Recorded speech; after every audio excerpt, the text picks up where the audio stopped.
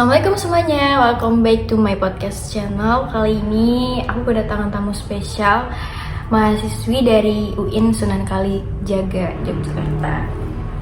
Halo, aku Putri. Ya Putri, kali ini pembahasan topik kita tuh adalah tentang gagasan keislaman Nahdlatul Ulama. Nah, pertanyaanku itu, Nahdlatul Ulama itu apa sih? Jadi Nahdlatul Ulama itu adalah organisasi Islam terbesar yang ada di Indonesia. Gitu. Nah, itu tuh organisasi yang bergerak di bidang pendidikan, sosial, dan ekonomi. Oh alah, kayak gitu. Terus Nahdlatul Ulama tuh kapan sih didirikannya? Nahdlatul Ulama itu didirikan pada 31 Januari 1926 yang didirikan oleh Kiai Haji Hasyim Asy'ari. Oke, jadi pendirinya Nahdlatul Ulama itu adalah Kiai Hasyim Asy'ari. Beliau ini punya julukan gak sih? Ada dong. Apa tuh? Nah, Hasyim Asy'ari ini punya julukan yaitu Hadratus Syekh, yang berarti Maha Guru dan telah hafal 6 kitab tuh. 6 kitab? Nah, terus dia juga memiliki gelar Syaikhu al-Masyayikh, yang berarti gurunya para guru. Nah, Hasyim Asy'ari ini adalah putra dari pasangan Kiai Haji Asy'ari dengan Nyai Haji Halimah, yang dilahirkan di desa Tambak Rejo, Jombang, Jawa Timur, dan memiliki salah satu anak bernama Kiai Haji Wahid Hasyim, yang juga merupakan pahlawan nasional perumus Piagam Jakarta, serta cucunya yaitu Abdurrahman Wahid. Nah, itu presiden kita, guys. Presiden kita yang keempat. Tuh. Nah, terus ada satu hal nih yang aku kepo banget. Nahdlatul Ulama tuh didirikan sama siapa sih? Apa berdiri sendiri kayak pohon? Ya, nggak berdiri sendiri dong. Enggak ya, sorry. Terus? Jadi Nahdlatul Ulama itu didirikan oleh Kiai Haji Hasyim Asy'ari kan. Nah, terus berdirinya itu pada 31 Januari 1926. Nah, terus karena Nahdlatul Ulama itu kan dari bahasa Arab ya. Artinya itu kebangkitan ulama. Nah, sesuai namanya itu, berdirinya NU ini memang menandai kebangkitan para ulama dengan menguatnya jaringan tradisional pimpinan pesantren. Tuh, termasuk jaringan yang di dalamnya, jaringan guru dan jaringan muridnya. Gitu. Yang demikian, proses tersebut berlangsung di tengah menguatnya persaingan dengan kelompok reformis. Nah, khususnya tuh sebelah itu loh, Muhammadiyah. Aduh, jangan nyenggol-nyenggol sebelah dong. Aduh. Terus yang berakar pada perubahan politik keagamaan di Tanah Suci menyusul berkuasanya rezim Ibnu Saud yang beraliran Wahabi. Maka selain mengkritik dominasi reformis pada Komite Khilafat, para ulama pesantren menyerukan pesan kepada Ibnu Saud agar praktik keagamaan tradisional dipertahankan. Nah gitu, jadi NU tuh mau mempertahankan tradisi-tradisi tradisional. Oh alah, nggak mau ini ya, kehilangan kayak ya kan biasanya ngikut-ngikut zaman tuh kan bakal ini kan memudar. Betul itu guys. Terus aku nih kepo kan, NU tuh punya kiblat mazhab gitu nggak sih, kayak berpatokan sama ulama atau tokoh agama penting? Ada dong. Apa tuh? Nah, NU ini menganut salah satu dari 4 mazhab fikih, yaitu Hanafi, Maliki, Syafi'i, dan Hambali. Wah, banyak juga itu. NU memilih 4 mazhab tersebut karena para pendirinya yakin bahwa keempat mazhab tersebut memiliki kedekatan historis dengan Nabi Muhammad SAW. Jadi NU itu juga menganut firqah Ahlus Sunnah wal Jamaah. Firqah Ahlus Sunnah wal Jamaah itu apa sih? Nah, itu adalah pola pikir yang mengambil jalan tengah antara Al-Quran dan hadis dengan akal, begitu. Jadi kayak ini ya jalan tengahnya. Ya betul. Gitu. Nah, NU itu mengikuti salah satu dari 2 imam, yaitu Al-Asy'ari dan Al-Maturidi. Nah, itu NU itu berbeda dengan Muhammadiyah yang tidak terkait dengan mazhab fikih. Aliran teologis dan tarikat Sufiyah Muhammadiyah tidak bermazhab, tetapi pendapat-pendapat mazhab dapat menjadi bahan pertimbangan dalam menetapkan hukum. Oh gitu. Nah, terus kita sampai nih di inti pembahasan kita kali ini, yaitu apa sih gagasan keislaman Nahdlatul Ulama? Nah, gagasan keislaman NU ini ya, diantaranya tuh yang pertama ada aswaja. NU merumuskan aswaja sebagai mazhab yang mengikuti salah satu dari dua imam tadi ya, yang berakidah itu Imam Asy'ari sama Al-Maturidi. Oh, ya, iya. betul. Nah, dalam Ubudiyah NU mengikuti salah satu dari 4 imam tadi kan, yang Hanafi, Maliki, Syafi'i, dan Hambali.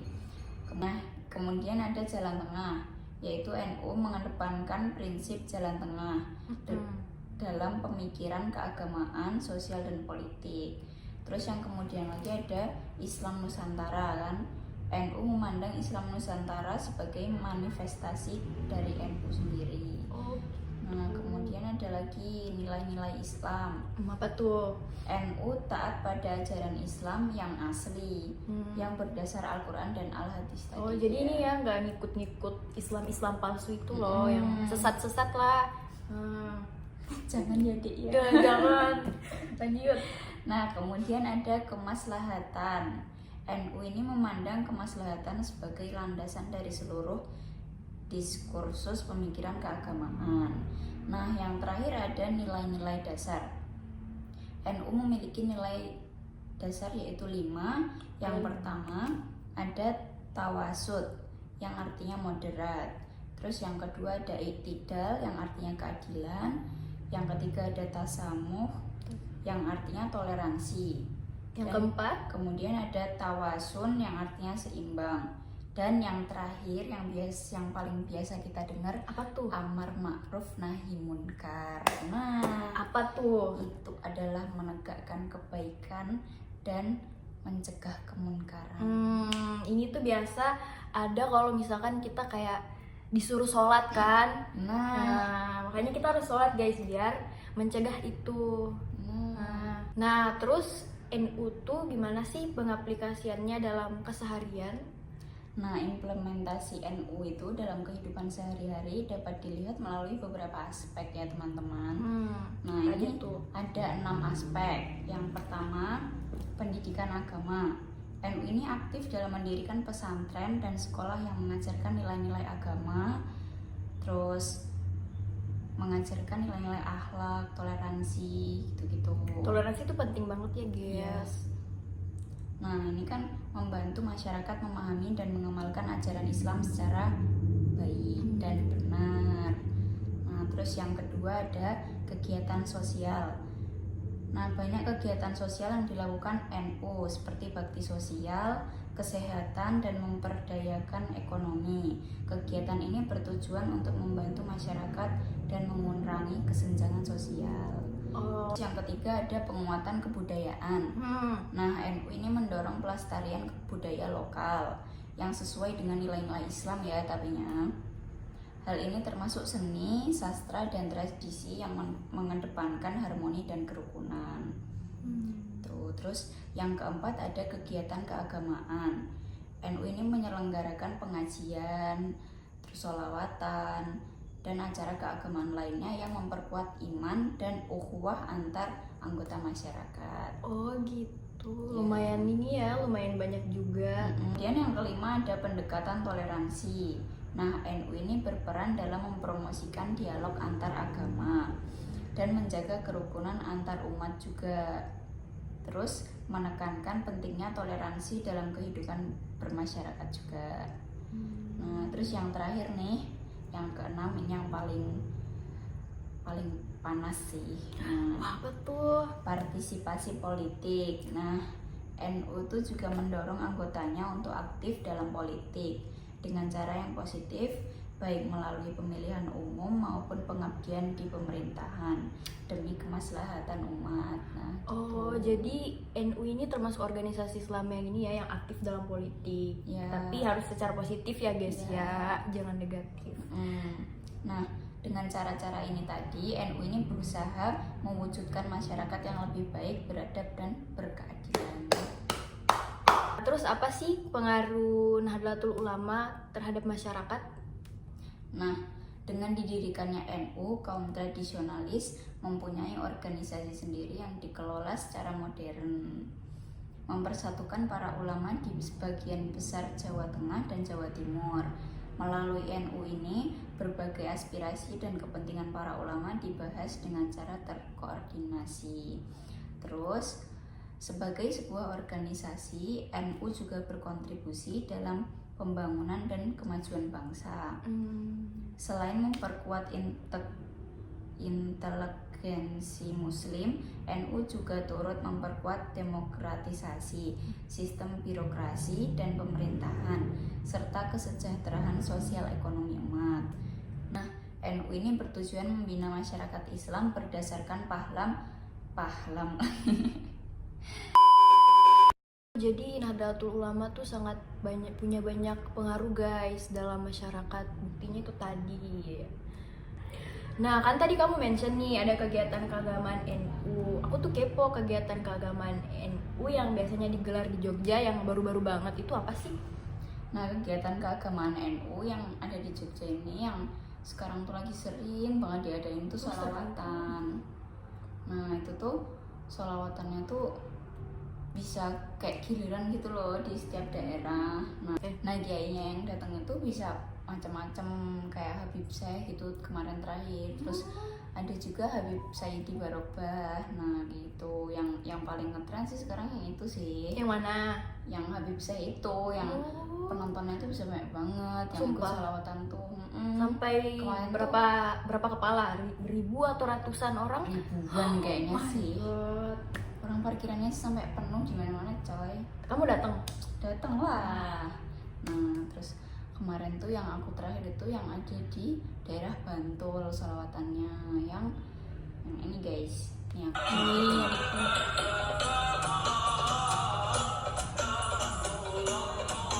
Nah jadi itu guys videonya. Wah kayaknya kamu sering ikut kegiatan sholawatan itu ya? Aku senang sholawatan karena kan ada sholawatannya tuh ada isi majelisannya, terus ada hadrohannya tuh loh sholawatan bareng-bareng gitu. Nah itu tuh paling seru. Jadi kita tuh kalau datang ke sana tuh dapat banyak ilmu ya.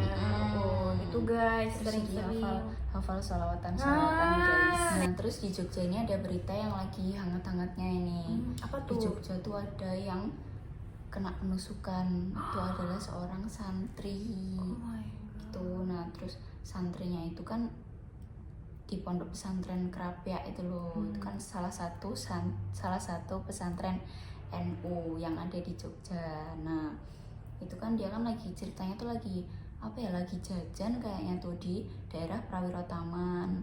Nah terus dia tuh nggak sengaja ditusuk sama orang. Terus katanya tuh beritanya tuh yang nusuk itu tuh lagi mabuk gitu. Karena kan di daerah Prawiro Taman emang banyak yang jual miras-miras gitu ya. Demi apa sih?